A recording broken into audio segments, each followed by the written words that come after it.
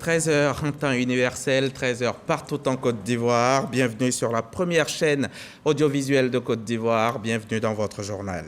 Le gouvernement ivoirien veut créer un cadre d'encadrement des startups numériques. Le ministre de la Communication et de l'Économie numérique était récemment face aux députés à l'Assemblée nationale pour leur présenter le projet de loi portant promotion des startups numériques. Les parlementaires l'ont adopté à l'unanimité. La 4e réunion du comité de pilotage de l'initiative Cacao Côte d'Ivoire-Ghana qui vient de se tenir à Accra. Il a été décidé de mettre en place un dispositif sécuritaire le long des frontières afin de mettre fin aux attaques dont font l'objet les acheteurs de cacao des deux pays. Lansine Bakayoko et Fernand Conan nous attendent à Accra. Au Sénégal, l'opposant Ousmane Sonko, accusé de viol, a été reconnu coupable de corruption de la jeunesse le 1er juin. Des affrontements meurtriers ont éclaté dans la foulée à Dakar et Ziguinchor. Le vendredi 2 juin, les tensions se sont poursuivies dans le pays. Les heurts entre les partisans d'Ousmane Sonko et les forces de l'ordre ont fait 10 morts, selon le dernier bilan officiel.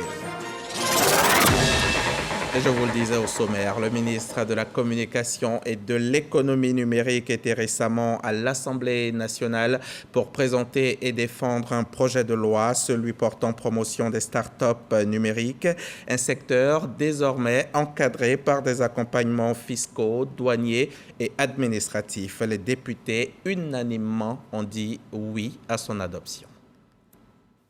Les startups numériques bientôt encadrées par une loi. Un dispositif afin de faciliter les activités de ces entreprises innovantes. Il s'agit pour l'État de Côte d'Ivoire de favoriser le développement des startups numériques à travers des mesures incitatives d'ordre fiscal, douanier et administratif. Le manque de moyens en financement et accompagnement est un frein à la création et à l'atteinte des objectifs d'un nombre important de startups numériques. Conscient du rôle important des startups numériques dans l'économie nationale, le gouvernement de Côte d'Ivoire entend les accompagner en mettant en place un cadre stratégique, institutionnel et juridique propice à leur développement. Le présent projet de loi, s'inscrivant dans une démarche entièrement consultative et inclusive, a pour objet de mettre en place un cadre incitatif spécifique à la création et à la promotion des startups numériques en Côte d'Ivoire et de leur permettre de bénéficier d'un accompagnement idoine. Le projet de loi portant promotion des startups numériques présenté par le ministre Amadou Coulibaly est adopté à l'unanimité par les députés membres de la Commission de la recherche, de la science, de la technologie et de l'environnement. Ce projet de loi vient régler un vide qui existait, vide dans lequel ces startups évoluaient, pour leur permettre d'exister véritablement et de sortir de cette forme d'informel dans laquelle ces startups existaient. Aujourd'hui, avec l'adoption de ce projet de loi, nous pensons que nos startups gagnent en force et ont tout l'encadrement nécessaire pour pouvoir attaquer des marchés au-delà de la Côte d'Ivoire. Le texte prévoit également la création d'un comité de labellisation. L'organe sera chargé de la validation et le contrôle du label Startup. Et justement, l'Assemblée nationale compte désormais en son sein une commission d'évaluation des politiques publiques, une commission qui a pour mission d'évaluer efficacement l'action gouvernementale. Pour mener à bien sa mission, la dernière née des commissions permanentes de l'institution parlementaire travaille en étroite collaboration avec la Cour des comptes. Elles viennent toutes deux d'effectuer une séance de travail, séance à laquelle a pu prendre part notre reporter Léon Brokwame. Séance de travail, commission d'évaluation des politiques publiques de l'Assemblée nationale, Cour des comptes. Au menu, environnement et méthodologie du contrôle de l'action publique, autrement dit, des initiatives et investissements du gouvernement en faveur des populations. La Chambre des comptes, institution judiciaire rompue à cette tâche, une école pour les députés. Une politique publique, elle doit avoir une valeur ajoutée sociétale, notamment prenant en compte la pertinence, la cohérence et l'efficacité, l'efficience, la durabilité et l'impact sur les populations. Vous savez, la pertinence, l'indépendance, l'intégrité de la Cour des comptes. Nous avons abouti à une collaboration franche entre nous. La loi qui porte organisation de la Cour des comptes prévoit que nous devons assister le Parlement. C'est la première fois que cette commission vient à la Cour des comptes et de nos échanges, il apparaît que nous allons travailler de manière très étroite. Quand une politique publique est prise, il faut voir comment elle a été mise en œuvre, quels sont les résultats atteints par rapport aux résultats qui étaient escomptés. La commission d'évaluation des politiques publiques est la 7e et la dernière née des commissions permanentes de l'Assemblée nationale. C'est le fruit des réformes de la législature en cours. Sa mission, constater et examiner les actions du gouvernement pour en juger de l'opportunité, donner les avis et orientations. La Cour des comptes, elle, va au-delà en tant qu'institution judiciaire pour intenter, si nécessaire, des procès. On part à Accra, au Ghana, où vient de se tenir la 4e réunion du comité de pilotage de l'initiative Cacao Côte d'Ivoire-Ghana. À l'issue de la rencontre, il a été décidé la mise en place d'un dispositif sécuritaire commun le long des frontières comme début de solution aux nombreuses attaques subies par les acheteurs de cacao des deux pays, premiers producteurs mondiaux. Lansine Bakayoko et Fernand Conan sont nos envoyés spéciaux sur place et nous en disent plus. Cette 4e réunion du comité de pilotage de l'initiative Cacao a débouché sur une demi-dizaine de décisions, entre autres, les nominations dans le top management, l'adoption du budget administratif, l'achèvement du nouveau siège de l'initiative, mais aussi la sécurisation des producteurs et des circuits commerciaux, notamment le long des frontières ivoiriennes et ghanéennes. Nous travaillons sur une coordination entre les salles de marché de la Côte d'Ivoire et du Ghana pour positionner nos cacaos en temps décidé entre les deux pays et nos positionnements sur des questions de lobbying. Et tout cela a été des questions très stratégiques que nous avons passées en revue et présentées au ministre et au comité de pilotage des membres sur comment consolider notre position sur le marché. Selon Kobena Kwasi Adjumani, ministre d'État, ministre de l'Agriculture et du Développement rural, toutes ces décisions devraient être entérinées par le président Alassane Ouattara de la Côte d'Ivoire et Nana Akufo du Ghana. Deux chefs d'État qui multiplient les initiatives afin d'établir les bases d'un meilleur prix durable et une juste rémunération des producteurs de cacao. Et nos chefs d'État ont eu une vision de nous mettre ensemble pour aller lutter, pour obtenir gain de cause. Et pour nous, obtenir gain de cause revient à dire permettre aux producteurs de pouvoir disposer de bonnes conditions de travail et d'améliorer également leurs conditions de vie. Kobena Kwasi Adjumani et sa délégation ont pu visiter les bâtiments qui vont abriter le siège de l'initiative Cacao à Accra. On rentre en Côte d'Ivoire et on atterrit à Grand-Bassam. Grand-Bassam, dans le sud de Comoé, où vient de se tenir un atelier organisé par le PC7, le projet de chaîne de valeur compétitive pour l'emploi et la transformation économique. Il s'agissait pour les participants de réfléchir à la mise en place d'un système intégré de gestion du guichet unique du permis de construire. Depuis Grand-Bassam, on en sait plus avec Angela Diallo et Franck Quadio. Effondrement d'immeubles et conflits fonciers à répétition.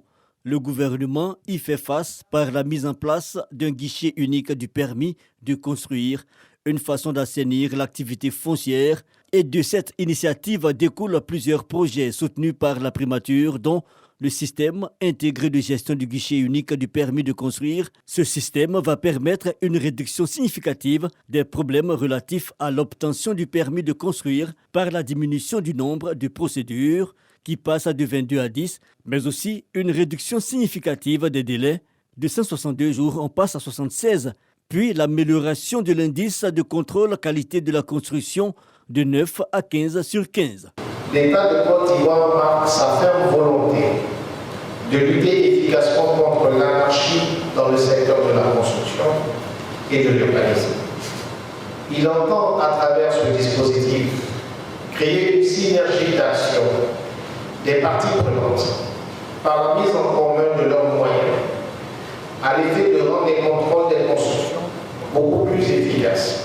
Les participants regroupés en commission vont identifier les manquements, mais aussi vont proposer une stratégie d'ancrage national pour la vulgarisation du système et formuler des recommandations. On en vient maintenant à ce projet de perfectionnement professionnel orienté par l'offre d'emploi du secteur privé, un projet que vient de lancer l'Union européenne cette semaine. Il est question de créer à terme des emplois dans les domaines de la mécanique et de la technologie au profit de plus de 800 jeunes. Lancement fait en présence de Khalil Diomandé et Didier Nguessan. L'Union européenne et la République fédérale d'Allemagne s'engagent aux côtés du gouvernement ivoirien pour relever le défi de l'insertion professionnelle des jeunes. La méthode proposée par les partenaires, c'est le FORPROD, projet de perfectionnement professionnel orienté par l'offre d'emploi du secteur privé. Financé à hauteur de plus de 7 milliards de francs CFA, ce projet permettra de former et d'insérer 850 jeunes, particulièrement la gente féminine, dans les domaines de la mécanique industrielle et des nouvelles technologies. À travers ce projet qui tient compte des évolutions technologiques et de la flexibilité du marché du travail, nous permettrons dès aujourd'hui à ces bénéficiaires d'acquérir les compétences des métiers de demain et donc contribuer à la croissance économique de la Côte d'Ivoire, qui est vraiment l'objectif que nous avons tous. Le secteur de la mécanique en Côte d'Ivoire est très peu développé, avec environ 300 entreprises formelles, selon les données fournies par notre Institut national de la statistique. C'est pourquoi nous nous réjouissons du lancement de ce projet de formation dans deux secteurs essentiels de notre économie. Sur la période 2023-2025, le gouvernement s'est fixé pour objectif de créer des opportunités d'emploi au profit de 1 500 000 jeunes. Cet appui de l'Union européenne donne donc un coup d'accélérateur dans la concrétisation de cette ambition. En donnant aux jeunes l'opportunité d'accéder à des emplois décents et durables, le FORPROD répond non seulement aux besoins en main-d'œuvre qualifiée des entreprises, mais contribue également à leur croissance. Cette initiative est en cohérence avec le programme jeunesse du gouvernement PJGouv mis en place pour fédérer toutes les actions en faveur de la jeunesse en cette année 2023. Le projet FORPROD sera exécuté sous la supervision de l'Agence allemande de coopération GIZ. Pour les modalités et les critères de sélection, les jeunes désireux de participer au programme sont invités à se rendre sur le site web de la GIZ ou se rapprocher des services compétents. La phase 2 du projet C2D Emploi des jeunes vient d'être lancée officiellement dans le Lodibois par le ministre de la Promotion de la Jeunesse et de l'Insertion professionnelle. Grâce à l'accompagnement au développement d'activités génératrices de revenus, plus de 800 jeunes vont en bénéficier. Abou Soro, Abou Sanogo, reportage. La phase 2 du projet CD2 Emploi des jeunes lancé à Divo dans le Lodibois. Ce projet a pour objectif de soutenir et amplifier les dispositifs existants d'accompagnement des jeunes âgés de 18 à 40 ans vers l'emploi. Au niveau de la région du Lodibois, ce sont au total 820 jeunes hommes et femmes qui bénéficient du projet à travers l'accompagnement au développement d'activités économiques à petite échelle et à la création de micro et petites entreprises. À ce jour, tous les bénéficiaires effectivement retenus au terme du processus ont ouvert leur compte et se sont acquittés de leurs apports initiaux de 10% du coût de leur projet respectif. Les décaissements en vue de l'installation des projets ont démarré. Cette importante recommandation du chef de l'État, loin d'être un slogan creux, matérialise avec beaucoup de faire effectivement de la jeunesse ivoirienne une jeunesse plus responsable, plus entreprenante et surtout un maillon incontournable de la chaîne de notre économie nationale. L'enjeu de ce lancement, présenter l'opérationnalisation de la politique gouvernementale d'insertion des jeunes dans la région du Lodibois à travers le CD2 Emploi des jeunes mis en œuvre par le Conseil régional. Pour notre seul ministère cette année, c'est 4 879 jeunes qui vont bénéficier de 2 milliards 53 millions 56 051 francs CFA. Pour dire que la jeunesse du Lodibois ne sera pas en reste donc dans les différents programmes qui seront mis en œuvre donc, au niveau du gouvernement.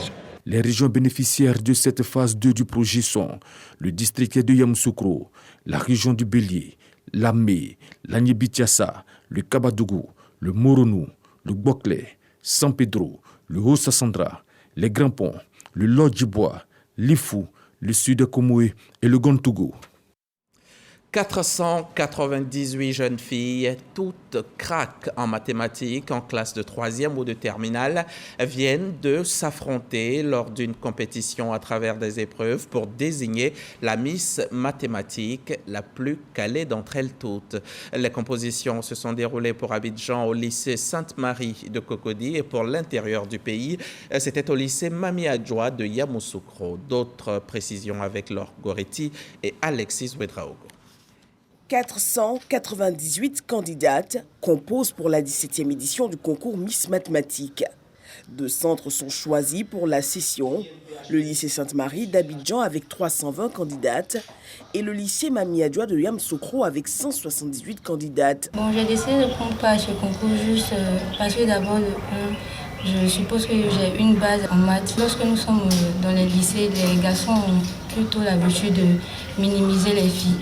Le président de la commission Miss Mathématiques, Hilaire Atendou, estime que ce concours est un moyen précieux de conduire les jeunes filles à se réconcilier avec les mathématiques. Nous, membres de la Société mathématique de Côte d'Ivoire, voulons tout simplement vous ouvrir à l'œuvre de notre maître, voire de notre père, l'émérite professeur Saliou Touré, et vous permettre de mesurer le chemin parcouru depuis 1977, date de la création de la Société mathématique de Côte d'Ivoire. Nous sommes passés de la démystification des mathématiques à travers toute la Côte d'Ivoire à leur vulgarisation. Le représentant du ministre de l'Éducation nationale et de l'alphabétisation, André Dello, encourage les candidates à l'excellence et au travail. C'est vraiment un engagement à la performance de nos filles, à s'approprier les mathématiques, que nos Miss mathématiques, aux têtes bien faites et bien pleines, soient les locomotives, les ambassadrices en mathématiques de notre pays. Le concours Miss Mathématiques concerne les niveaux 3e et terminale scientifique. Les 3 premières de chaque catégorie seront primées au mois d'août 2023. Depuis quelques semaines, plus aucun jour ne passe sans que ne tombe la pluie. Nous sommes bien dans la saison. La pluie est bénéfique à bien des égards, c'est sûr, mais des désagréments, il en existe aussi.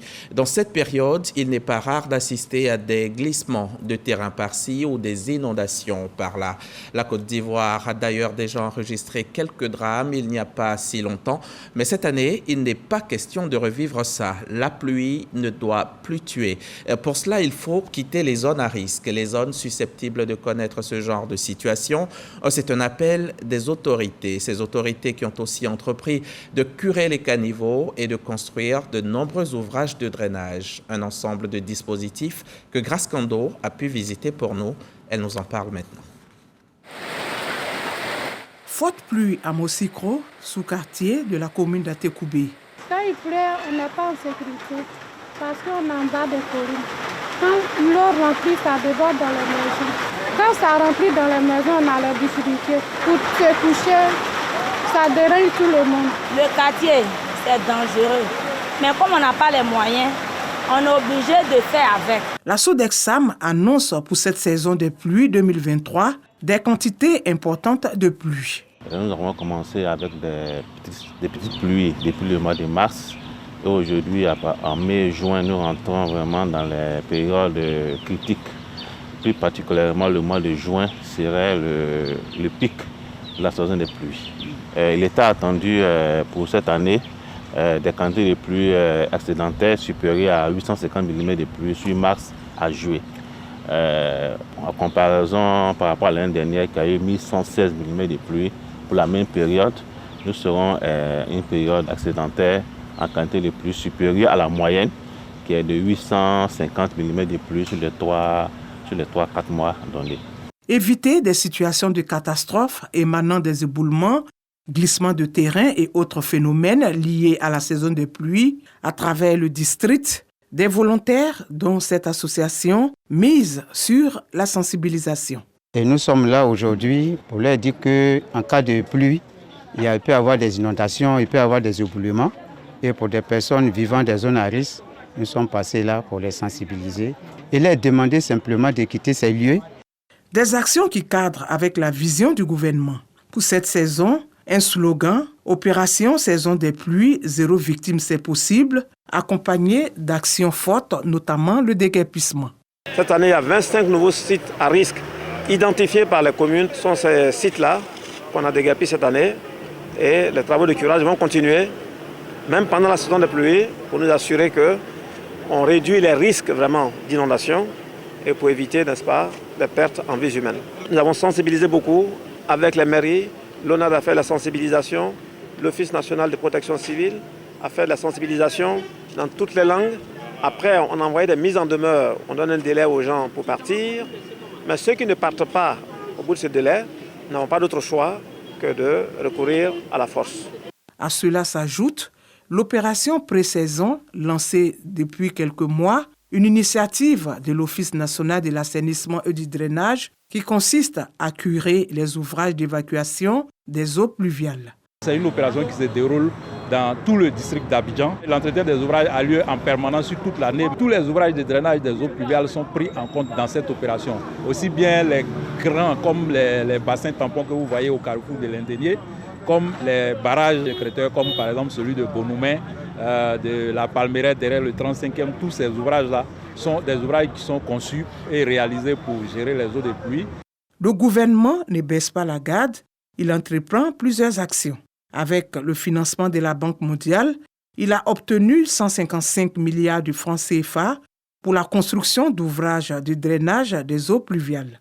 La commune d'Abobo bénéficie à elle seule de plus de 7 milliards de francs CFA dans le cadre du projet d'assainissement et de résilience urbaine PARU. 7 km de canaux primaires qui permettent aujourd'hui, en tout cas, de limiter au maximum le risque d'inondation. Et 7 km pour pouvoir évacuer 84 000 m3 d'eau de pluie par heure. Et ce qui permet de mettre à l'abri, en tout cas, toutes les populations riveraines. Et en plus, la série, c'est d'ajouter l'embellissement de tout ça, qui permet d'avoir un aménagement paysager urbain et qui donnera de la valeur vraiment au quartier et aux zones d'habitation. Des travaux qui réjouissent les populations de ce quartier. L'eau était beaucoup, on ne peut pas passer, on fait grand tour pour passer sur la route, pour partir, pour sortir. Maintenant, comme ils ont bien fait, même s'il n'y a plus, on peut passer. Quand il pleut actuellement, on constate que l'évacuation se fait de façon normale. On sent véritablement la sécurité. Les eaux arrivent à évacuer facilement. De gros investissements injectés dans la construction de ces ouvrages, c'est pourquoi le coordonnateur du PARU appelle les populations à plus de civisme. Nous en appelons aux populations, à nos concitoyens, de changer de comportement.